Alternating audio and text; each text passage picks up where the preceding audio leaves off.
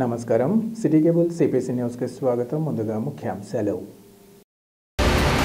చంద్రబాబుతోనే నాయి బ్రాహ్మణులకు తగిన గుర్తింపు లభించడమే కాకుండా వారికి అన్ని విధాల న్యాయం జరుగుతుంది. Andhra Pradesh Nayi Brahmana welfare and development corporation chairman Rudrakota Sadasivam స్పష్టీకరణ.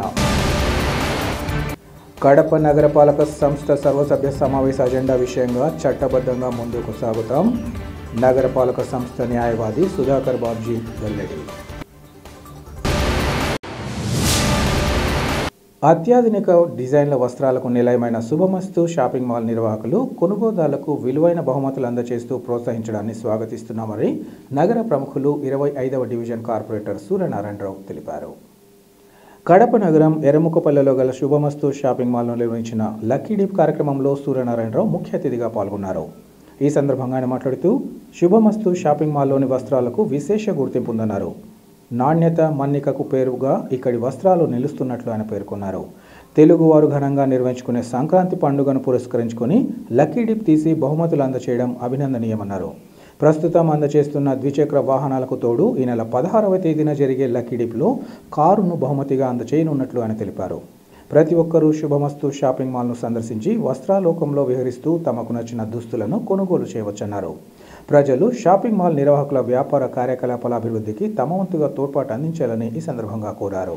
అనంతరం లక్కీ డిప్లో గెలుచుకున్న ద్విచక్ర వాహనాన్ని కొనుగోలుదారులకు అందించారు. ఈ కార్యక్రమంలో షాపింగ్ మాల్ ప్రతినిధులు, సిబ్బంది, ఇంకా నగర ప్రముఖులు, కొనుగోలుదారులు పాల్గొన్నారు.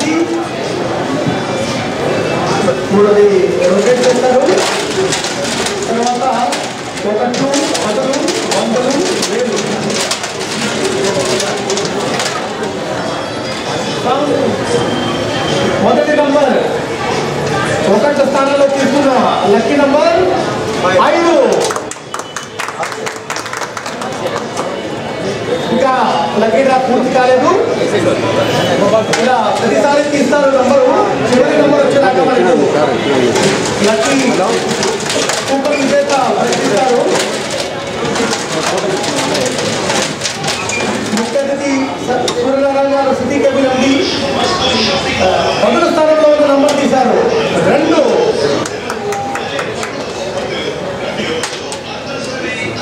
ఇప్పుడు మొదటి స్థానంలో ఉన్న కాయిన్ తీస్తారు. లాయర్ కవరేజ్లో శ్రీ సూర్యనారాయణ గారు విజేత యొక్క మొబైల్ నెంబర్కి కాల్ చేసి వారికి లక్కీ డ్రా విజేతగా వచ్చిన వారిని మొబైల్లో మాట్లాడి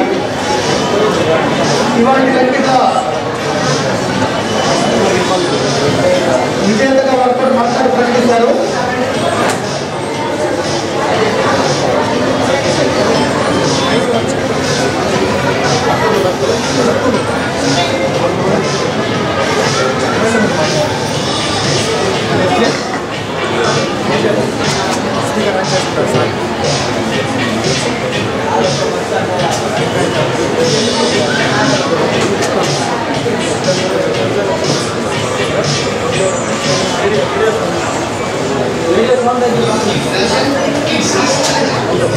ఇక్కడ కూర్చొని ఎవరు తగ్గిస్తాడు ఏమైనా పత్రిక తగ్గించు.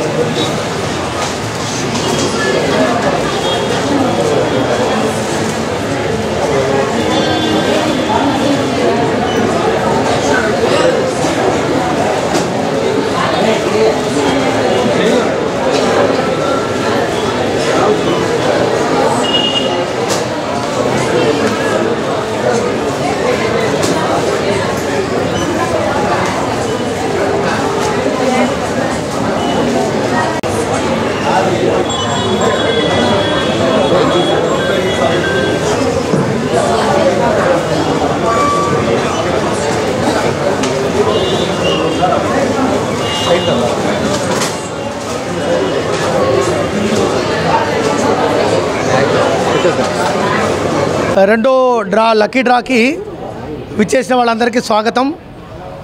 ముఖ్యంగా ముఖ్య అతిథి సూర్యనారాయణ గారికి ధన్యవాదాలు సమర్పిస్తున్నాము. వారు ఇవాళ తీసిన లక్కీ డ్రా వారితోటి డైరెక్ట్గా మాట్లాడి మీరు విజేత అని చెప్పడము వారు చాలా సంతోషంగా కస్టమర్ భావించారు. ఇదే విధంగా కడప జిల్లా వాసులందరికీ వారు చెప్పినట్టు స్వాగతం. ప్రతి 1000 రూపాయలకే మనం ఈ లక్కీ డ్రా ఇస్తున్నాము, అందజేస్తున్నాము. బంపర్ డ్రా మనకు కారు ఉంది. సో షోరూంలో ఉన్న వివిధ వస్త్రాలు మీరు చూసి మరి మా యొక్క నాణ్యత, మా యొక్క ధర ఇవన్నీ చూసి కొనుగోలు చేసి మీ కూపన్లు ఈ ఇచ్చిన అవకాశాన్ని సద్వినియోగపరుచుకుంటారని మేము మనస్ఫూర్తిగా స్వాగతిస్తున్నాము. శుభమస్తు షోరూమ్ నందు జనవరి 1వ తేదీ నుంచి ప్రతిరోజు ఒక బైకు లక్కీ డ్రిప్లో ఓపెన్గా క్లారిటీగా లైవ్లో చూపించి లక్కీ డ్రిప్ ద్వారా ప్రతిరోజు ఒక మోటార్ సైకిల్ ఇవ్వడం జరిగింది. అలాగే సంక్రాంతి రోజు వెహికల్ 4 వీలర్ ఒక కారు కూడా బహుమతిగా ఇవ్వడం జరుగుతూ ఉంది. కాబట్టి ప్రజలందరూ ఈ అవకాశాన్ని సద్వినియోగం చేసుకొని శుభమస్తు కళ్యాణ మండపానికి తప్పకుండా రావాలని, శుభమస్తు షోరూంకు ఖచ్చితంగా రావాలని కోరుతున్నాను. గత నెల 23వ తేదీన జరిగిన కడప నగరపాలక సంస్థ సర్వసభ్య సమావేశానికి సంబంధించి అజెండా విషయంగా చట్టబద్ధంగా ముందుకు సాగుతామని నగరపాలక సంస్థ న్యాయవాది సుధాకర్ బాబ్జీ తెలిపారు. వైసీపీ కార్పొరేటర్లు, నేతలు నాటి సమావేశంలో అజెండాలోని అంశాలపై నగరపాలక సంస్థ కమిషనర్ మనోజ్ రెడ్డితో పాటు న్యాయవాది సుధాకర్ బాబ్జీకి వినతి పత్రాన్ని సమర్పించారు. అనంతరం తమ వాదనలు వినిపించారు. ఈ సందర్భంగా న్యాయవాది సుధాకర్ బాబ్జీ మాట్లాడుతూ ప్రజల ఆకాంక్షలు, నగరాభివృద్ధి పనులపై చర్చ లేకుండానే తీర్మానాల ఆమోదంపై సందిగ్ధం నెలకొందన్నారు. కడపకు 15వ ఫైనాన్స్ నిధుల మంజూరు కావాల్సిందని ఈ సందర్భంగా చెప్పారు. ఈ అజెండా కమిషనర్ న్యాయ సహాయం కోసం నగరపాలక సంస్థ న్యాయవాదికి పంపారని, దీనిపై చట్టంలోని అన్ని అంశాలను సమగ్రంగా పరిశీలించి తగిన నిర్ణయం తీసుకుంటామని ఆయన వివరించారు. కమిషనర్ గారికి వినతి పత్రం ఇవ్వడం జరుగుతుంది. ఆమోదించారా లేదా అనే విషయం అమ్మని ఎవరన్నా ఒకేలా తక్కువ తెచ్చి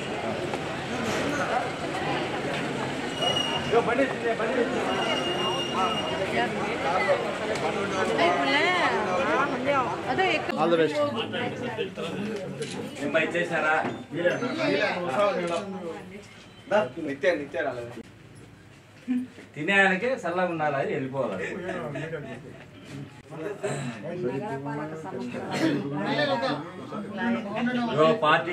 నమస్కారం.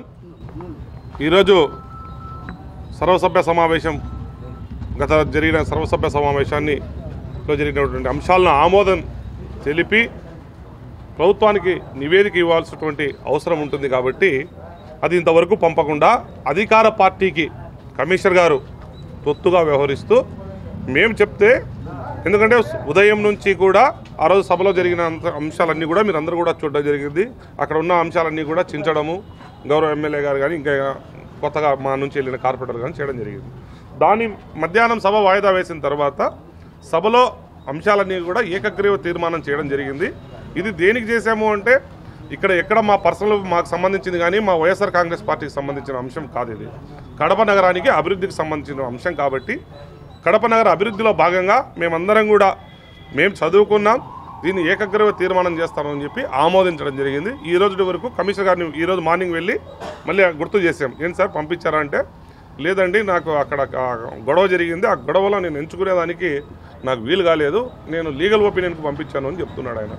మరి మేము ఆయనకు కూడా ఒకటే చెప్తున్నాం, ఏం ప్రభుత్వాలు ఏం శాశ్వతం కాదు, ఇక్కడ కమిషనర్లు ఎంతోమంది వచ్చారు వెళ్ళారు. మేము కమిషనర్ గారికి కూడా ఒకటే చెప్తున్నాం, కడప నగర అభివృద్ధి శాశ్వతం. ఎందుకంటే ఇందాకే చెప్పారు పనులు లేవు, ప్లస్ అంతేకాకుండా అనేక చోట్ల వచ్చేది వర్షాకాలము, తాగు వచ్చేది ఇప్పుడు ఎండాకాలము, తాగునీటికి సమస్య ఉండొచ్చు, అలాగే వచ్చే వర్షాకాలానికి రోడ్ల ఇబ్బంది ఉండొచ్చు. కాబట్టి ఖచ్చితంగా కడప నగర అభివృద్ధిలో భాగంగా అంశాలన్నీ కూడా 15th ఫైనాన్స్ ఏదైతే ఉందో అది ఆమోదం తెలిపి ఇమ్మీడియట్లీ పంపమని మేము డిమాండ్ చేస్తూ ఉంటాం. ఇలా కాకపోతే కమిషనర్ గారు దాన్ని, ఎందుకంటే ఒక అధికార పార్టీకి తొత్తుగా వ్యవహరించడం అనేది కరెక్ట్ అయినటువంటి అంశం కాదు. నాకు కార్పొరేటర్లందరూ దాదాపుగా 33 మంది సంతకాలు చేసి నాకు ఒక రిప్రజెంటేషన్ ఇవ్వడం జరిగింది. ఈరోజు 23/12/2024 కార్పొరేషన్లో జనరల్ బాడీ మీటింగ్లో అజెండా 52 ఐటమ్లతో కూడిన ఒక అజెండాను ప్రవేశపెట్టడం జరిగింది. అందులో 49 మంది మెంబర్స్ కూడా హాజరు కావడం జరిగింది. 40 మంది హాజరైనట్టుగా సంతకాలు కూడా చేశారు. తర్వాత ఈ 8 మంది మిగతా ఆపోజిట్ పార్టీ వాళ్ళు సభ జరగనీయకుండా గలాట చేస్తూ ఆ సభకు అడ్డుపడుతూ ఉంటే వాళ్ళందరినీ కూడా 8 మంది కార్పొరేటర్ సస్పెండ్ చేయడం జరిగింది.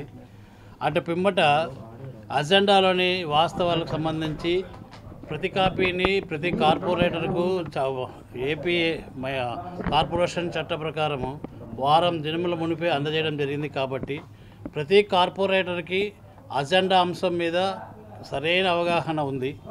అజెండాలో ముఖ్యమైనటువంటి 15వ ఫైనాన్స్ కమిషన్ సంబంధించినటువంటి నిధులు ఏ విధంగా ప్రజలకు సౌకర్యార్థం వినియోగించాలా, ఏ విధంగా ప్రజలకు సౌకర్యంగా ఆ యొక్క నిధులన్నీ కూడా సద్వినియోగం చేయాలా, ఏ దేనికి ఎంత అలాట్మెంట్ చేయాలనేది కూడా ఈ యొక్క అజెండాలో పొందుపరిచి ఉన్నారు. అటువంటి అజెండా అంతా కూడా ఒక వారం ముందే కార్పొరేటర్లకు అందరికీ కూడా అందజేయడం జరిగింది. కాబట్టి వారికి కన్సెంట్ ఇవ్వాలన్నా వద్దా, ఆ యొక్క అజెండాను యాక్సెప్ట్ చేయాలన్నా రిజెక్ట్ చేయాలనే దాని మీద బాగా అవగాహన ఉన్నట్లుగా మేమందరం కలిసి చేతులు ఎత్తాము. ఆ మేయర్ పిలిచినప్పుడు ఆ తర్వాత మున్సిపల్ అధికారులు ఆ అజెండాను చదివారు. చదివినప్పుడు మేము మూకుమ్మడి అందరము 40 మంది కూడా చేతులు ఎత్తి మేము దానికి యాక్సెప్టెన్స్ చేయడం జరిగింది. అయితే కొన్ని రాజకీయ ఒత్తిడితో మీకు ఫైల్ పంపించారు. ఈ సమావేశం జరగనట్ల మీ అభిప్రాయం కోరారని మీ దగ్గరకు వచ్చింది. ఈరోజు మీకు మేము అర్జీ ఇస్తున్నాము. మేమందరం కూడా కన్సెంట్ ఇచ్చాము. ఇది యొక్క సంబంధించినటువంటి బడ్జెట్ పూర్తిగా ఈ 15వ ఫైనాన్స్ కమిషన్ సంబంధించిన నిధులు కాబట్టి ప్రజల సౌకర్యం కోసం సేవ చేసేదానికి కూడా మీరు చట్ట ప్రకారం నిర్ణయం తీసుకొని ప్రజలందరికీ న్యాయం చేయమని కోరినారు. నేను కూడా చదివి చట్టం చూసి చట్ట ప్రకారంగా ఒపీనియన్ కార్పొరేషన్ కానీ ఇవ్వడం జరుగుతుంది. అది ఒపీనియన్ కాన్ఫరెన్స్లు కాబట్టి ఇప్పుడు ప్రకటించడం కుదరదు. ఒక ఉద్రిక్త వాతావరణం వల్ల మనం అజెండా ఐటమ్ ఏదైతే ఉందో ఆ ఐటమ్స్ని డిస్కస్ చేసే పరిస్థితి లేకుండా ఉండింది. ఆ డిస్కస్ చేయకపోవడంతో ఒక్కొక్క ఐటమ్ మనకి 52 ఐటమ్స్ దాకా ఉన్నాయి అజెండా ఐటమ్స్. ఆ 52 ఐటమ్స్ని కూడా ఒకదాని తర్వాత ఒకటి చదివి అందరి దగ్గర ఓటింగ్ తీసుకొని సమ్మతమైన కౌన్సిల్కి దాని మీద డిస్కషన్ ఏంటి అన్నది జనరల్గా జరిగే ప్రక్రియ. కాకపోతే ఈ ప్రక్రియ ఏదైతే ఉందో మనకి డెమోక్రటిక్గా ప్రజాస్వామ్యంలో చేయాల్సినటువంటి డిస్కషన్ అన్నటువంటిది ఈ కౌన్సిల్లో జరగాలి. అది జరగాల్సిన సమయంలో మనకి ఈ ఉద్రిక్త వాతావరణం ఉండడం వల్ల అది చేయలేకపోవడం జరిగింది. దానివల్ల ఈ 52 ఐటమ్స్ కూడా వాటి యొక్క పరిస్థితి ఏంటి, ముందరికి వెళ్ళాలా లేదా అన్న దాని గురించి ఒక కన్ఫ్యూజన్ ఏర్పడింది. దాన్ని మీటింగ్ జరుగుతున్న సమయంలో చివరిగా మీటింగ్ ముగుస్తున్న సమయంలో మేయర్ గారు దాన్ని ఈ అంశాలన్నింటినీ కూడా ఆమోదిస్తున్నాము అని ప్రకటించడం జరిగింది. అయితే ఆమోదించమని చెబుతూ కూడా చేతులు ఎత్తమని జరిగింది. కొంతమంది కార్పొరేటర్స్ దానికి చేతులు ఎత్తడం కూడా జరిగింది.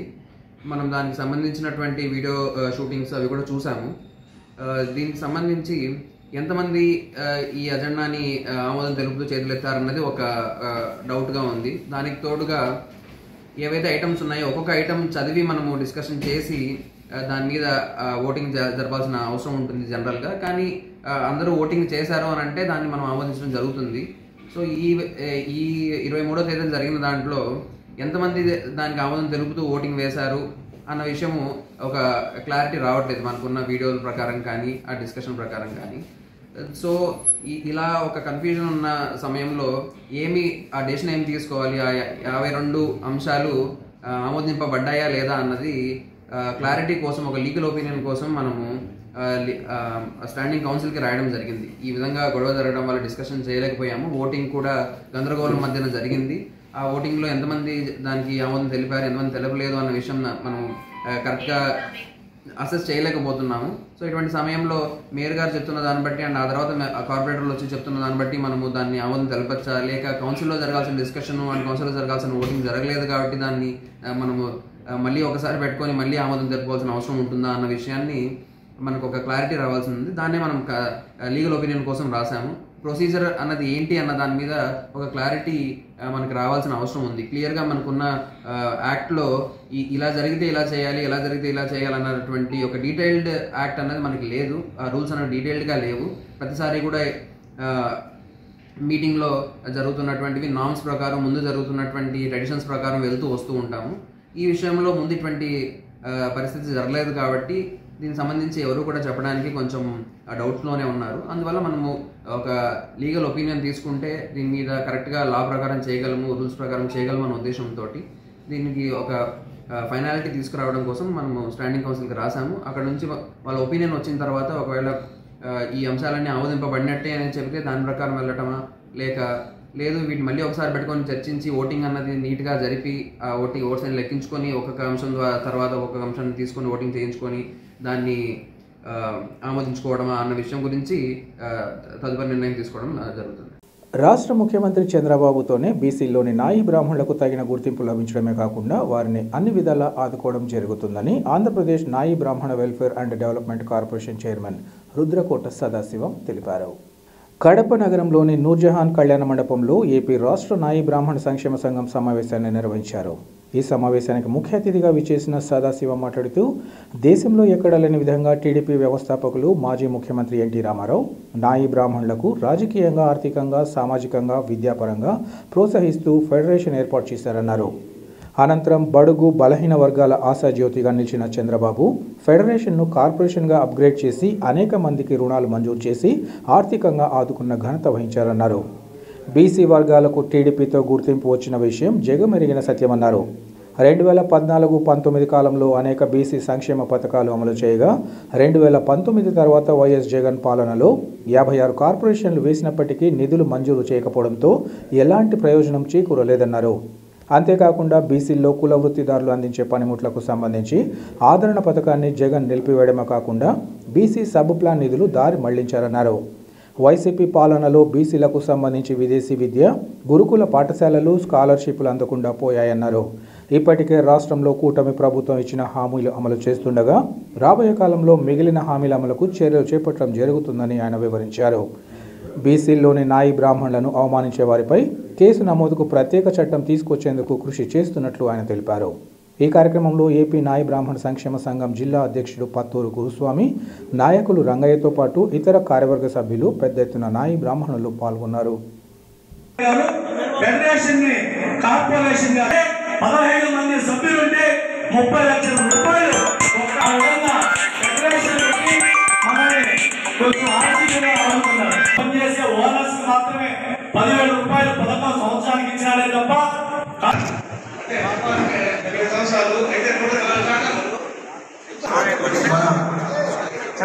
సురేంద్ర బాబు గారు కడప జిల్లా అధ్యక్షులు గురుస్వామి కమిటీ చిరు సత్కారం చేస్తుంది. వాళ్ళ కమిటీ మొత్తం కూడా వేదిక మీదకి రావాల్సిందిగా కోరుచున్నాం.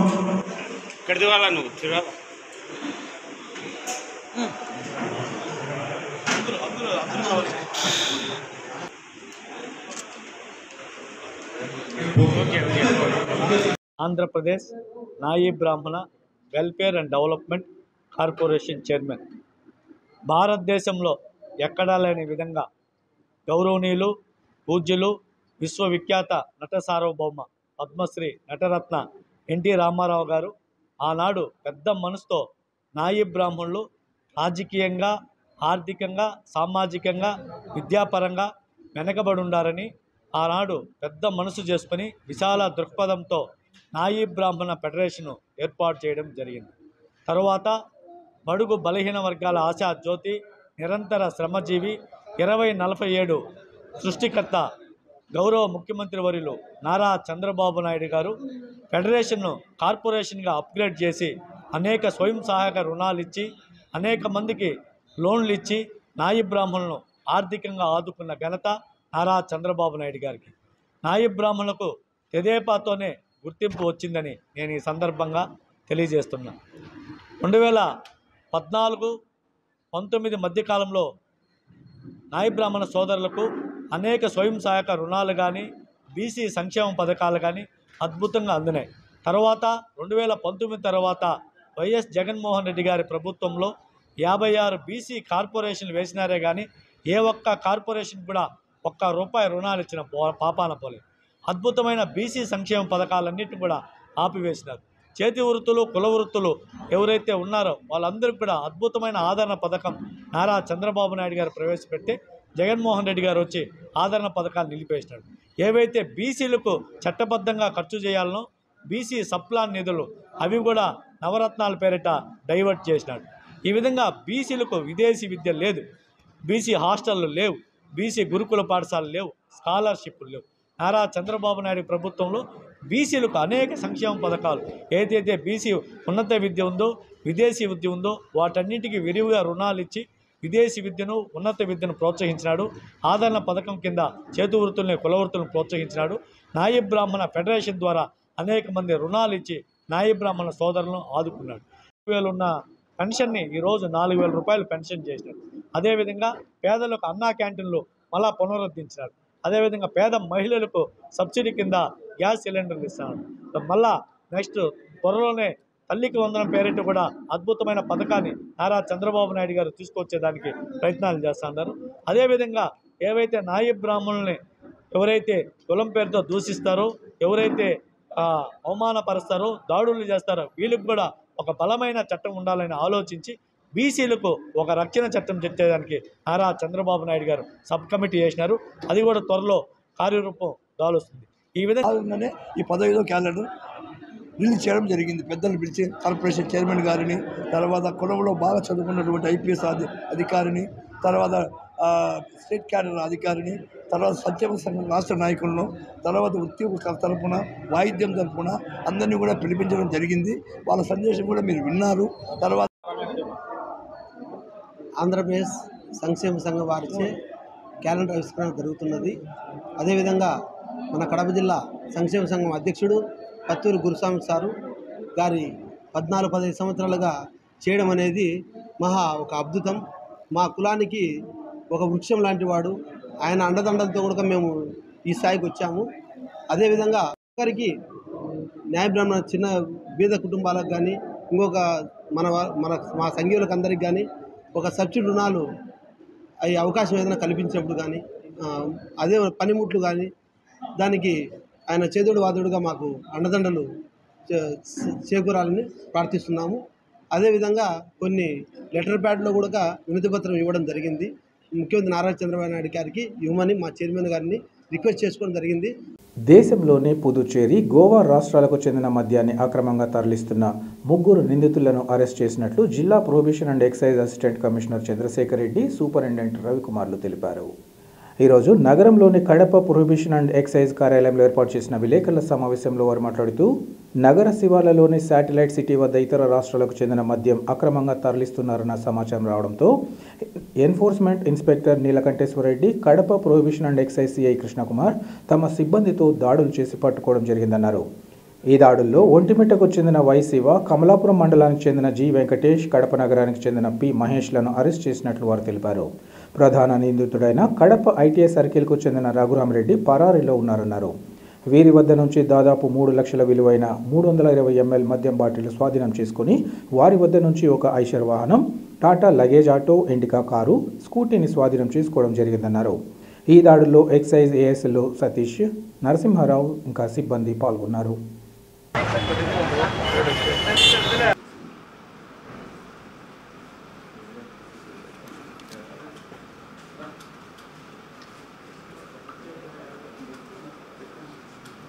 అది తప్పు. ఆ భావన మైండ్లో నుంచి తీసేసేయండి. చాలా ఒక టెస్ట్లో రెడీ అయిపోయి ఒక ల్యాబ్, గవర్నమెంట్ ల్యాబ్ ఉంది.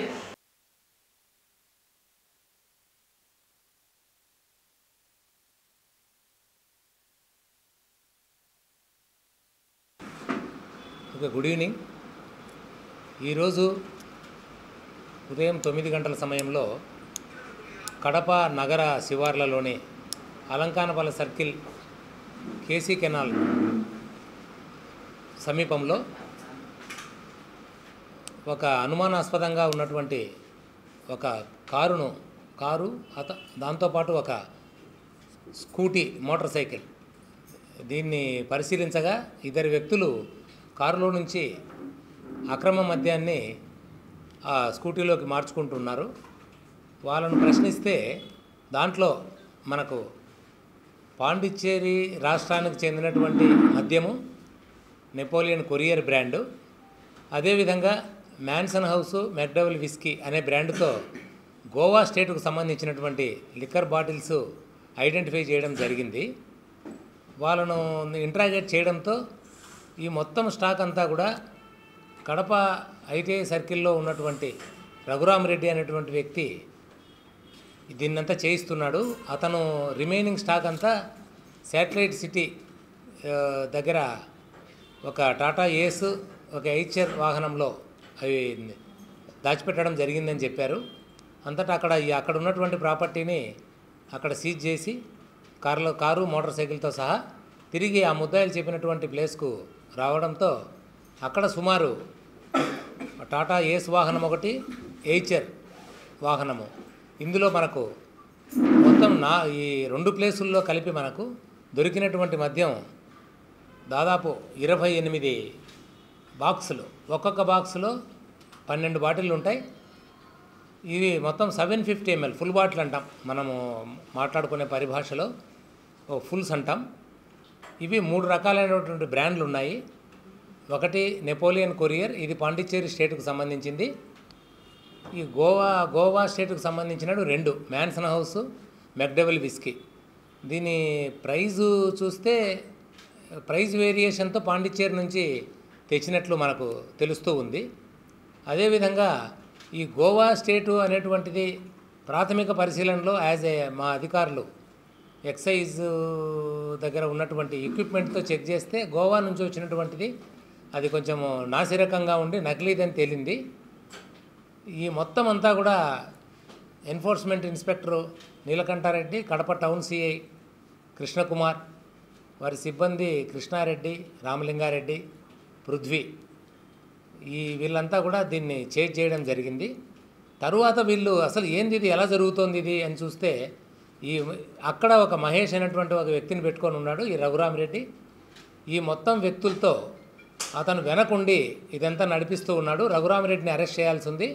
అతను ఐటీఐ సర్కిల్లో ఉంటాడు. బయటికి ఫ్రూట్ బిజినెస్ పెట్టుకున్నట్లు దాని వెనకాలంతా ఇదంతా చేస్తూ ఉన్నారు. అదేవిధంగా ఇతను రెగ్యులర్గా బెంగళూరు నుంచి గోవాకు వెళ్తున్నట్లు, తిరిగి మన రాయచోటి, పీలేరు, చిత్తూరు, కాట్పాడి దీని మీదుగా పాండిచ్చేరి వెళ్ళి పాండిచ్చేరి లిక్కర్ను ఇవి తెచ్చి మొత్తం కడప సిటీనే కాకుండా కడప జిల్లాలో ఎక్కడెక్కడ అతనికి డిమాండ్ ఉందో వాళ్ళందరికీ ఇస్తూ ఉన్నారు. ఈ సందర్భంగా మేము పట్టుకున్నటువంటి మొత్తం మద్యం విలువ సుమారు 3 లక్షల రూపాయలు. మొత్తం బాటిల్స్ టోటల్ 320 బాటిల్స్ మొత్తం ఉన్నాయి. వీటి విలువ 3 లక్షల రూపాయలు. అదేవిధంగా దొరికినటువంటి వాహనాలు 4, ఒక మోటార్ సైకిల్, స్కూటీ, ఒక కారు, ఒక టాటా ఏస్, ఒక ఎయిచర్ మినీ లారీ. వాటి ధర సెకండ్ హ్యాండ్ కాబట్టి మొత్తం సుమారు 6 నుంచి 7 లక్షల వరకు ఉంటుంది. ఈ సందర్భంగా మేము ఎక్సైజ్ డిపార్ట్మెంట్ తరఫున ప్రజలకు విజ్ఞప్తి చేసేది ఏంటంటే, ఏదైతే బయటకు వచ్చింది ఇది గోవా లిక్కర్ అనుకోనో ఇంకొకటో మీరు వెంటనే తీసుకోవద్దు. ఎందుకంటే ఇప్పుడు ఈ మ్యాన్సన్ హౌస్ బాటిల్ ఒకసారి ఈ బాటిల్ను చూడండి. ఇది చూడడానికి పక్కా మ్యాన్సన్ హౌసే, ఇది గోవా నుంచి వచ్చింది కాబట్టి తక్కువ రేటుకు అనుకుంటారు. కానీ దీన్ని మేము స్ట్రెంత్ చెక్ చేయడం జరిగింది హైడ్రోమీటర్, థర్మోమీటర్తో. ఇది మొత్తం దీంట్లో దాదాపు 25 యూపీ ఉన్నటువంటిది, అంటే ఇది స్ట్రెంత్ను కొలుస్తాము. ఇది 42 ఉంది, అంటే దాదాపు సగం నీళ్ళు ఉన్నాయి దీంట్లో రెగ్యులర్ స్ట్రెంత్ కంటే. అదేవిధంగా ఇది మన ఒరిజినల్ స్టేట్ బాటిల్. ఎక్కడా కూడా మనకు తేడా కనపడదు దీంట్లో ఇవి చూస్తే, అట్లా చూస్తే. కానీ స్ట్రెంత్లో టోటల్ ఇది వాటర్తో కూడుకున్నటువంటిది, ఇది పక్కాగా ఉంది. ఇది మన స్టేట్ గవర్నమెంట్ బాటిల్, ఇది ఒరిజినల్. నెక్స్ట్ మెక్డెవల్ విస్కీ, ఇది గోవా లిక్కరు. ఇది గోవా లిక్కరు. ఇది చూసినప్పుడు కూడా మనకు ఒరిజినల్ లాగానే అనిపిస్తుంది మొత్తం అంతా కూడా. కానీ ఇది గవర్నమెంట్ సప్లై చేసేటువంటిది, పక్కా డిస్టిలరీలో తయారయ్యేటువంటిది. దీంట్లో కూడా స్ట్రెంత్ తేడా ఉంది.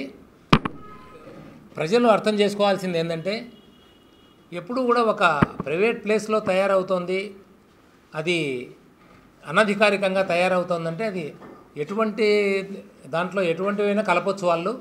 దానివల్ల మన ఆరోగ్యానికి చేటు చేసే ప్రమాదం ఉంటుంది. కాబట్టి పక్కాగా బ్రాందీ షాప్లో దొరికేటువంటిదే తీసుకుంటే మనకు ఎటువంటి నష్టము జరగదు. లేకుండా ఇలా ఎవరైనా ప్రైవేట్ వ్యక్తులు అమ్ముతున్నారంటే వాళ్ళ వల్ల తీసుకోవడం ద్వారా మనకు చాలా ప్రమాదమయ్యే అవకాశం ఉంది. కాబట్టి అది కొంచెం మైండ్లో పెట్టుకోండి. అదేవిధంగా ఇటువంటి నేరాలు చేసేటోళ్ళను కూడా, ముఖ్యంగా ఇటువంటి రఘురామిరెడ్డి అనే వ్యక్తి మీద గతంలో కూడా ఇతను ఇదే నేరంలో ఎక్కువసార్లు పాల్పడడం వల్ల గతంలో పీడీ యాక్ట్లో కూడా పెట్టడం జరిగింది. తిరిగి జైలు నుంచి వచ్చి మళ్ళీ ఇటువంటి పనులే చేస్తున్నాడు. అతను అనుచరులందరినీ పెట్టుకొని ఇలా చేస్తున్నాడు. వీళ్ళు ఇప్పుడు మనం పట్టుకున్న 3 వ్యక్తులు కూడా అతని అనుచరులు. అతను ఇంకా దొరికితే మనకు ఫర్దర్ ఈ గోవా లిక్కరు అనేటువంటిది ఎలా ప్రొక్యూర్ చేసుకున్నాడు అతను, అది ఇంకా ఎవరైనా ఉన్నారా దీని వెనకాల అనేటువంటిది కూడా ఇంట్రాగేషన్ చేసి అతన్ని బయటికి తీసుకోవడం జరుగుతుంది.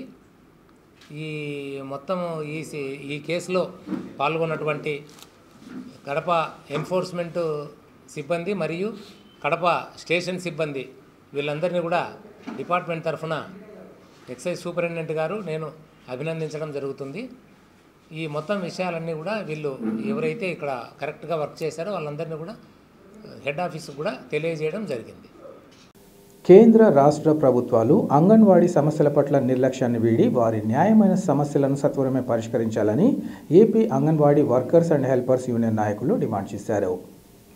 అంగన్వాడీల సమస్యల పరిష్కారం కోరుతూ ఆల్ ఇండియా ఫెడరేషన్ పిలుపు మేరకు రాష్ట్ర వ్యాప్త నిరసనలో భాగంగా ఏఐటీయూసీ అనుబంధమైన AP anganwadi workers and helpers union నాయకులు అంగన్వాడీ కార్యకర్తలు కలెక్టరేట్ ఎదుట నిరసన చేపట్టారు. ఈ సందర్భంగా వారు మాట్లాడుతూ గత ఎన్నికల సందర్భంగా అనేక హామీలు ఇచ్చి వాటిని విస్మరించడం తగదన్నారు. గత 15 సంవత్సరాలుగా అంగన్వాడీలకు వేతనాలు పెంచిన దాఖలాలు లేకపోగా పనిభారం మాత్రం భరించలేనంతగా పెంచడం సరికాదన్నారు. చివరికి ఆకుకూరలు సాగు చేయాలని ఆదేశిస్తూ తోట పనులు చేయించడమే కాకుండా బేటీ బచావో బేటీ పడావో పేరుతో ఆడపిల్లల సంరక్షణ వివిధ యాప్లలో వివరాల నమోదుతో మానసికంగా ఇబ్బందులకు గురి చేయడం తగదన్నారు. ఇప్పటికైనా కేంద్ర రాష్ట్ర పాలకులు అంగన్వాడీల న్యాయమైన సమస్యలను సత్వరమే పరిష్కరించి అంగన్వాడీలను అన్ని విధాలా ఆదుకోవాలని కోరారు.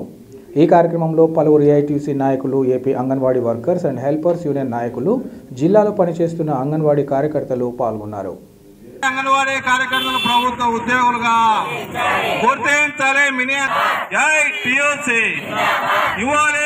Anganwadi workers and helpers association జిల్లా ప్రధాన కార్యదర్శి.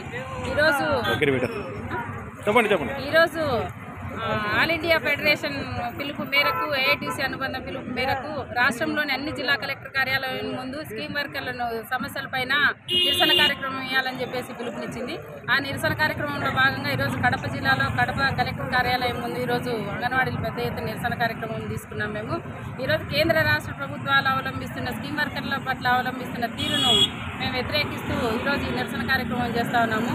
గత 15 సంవత్సరాలుగా 2011 సంవత్సరం నుంచి ఇప్పటి వరకు కేంద్ర ప్రభుత్వం ₹1 పెంచిన దాఖలాలు లేవు అంగన్వాడీలకు.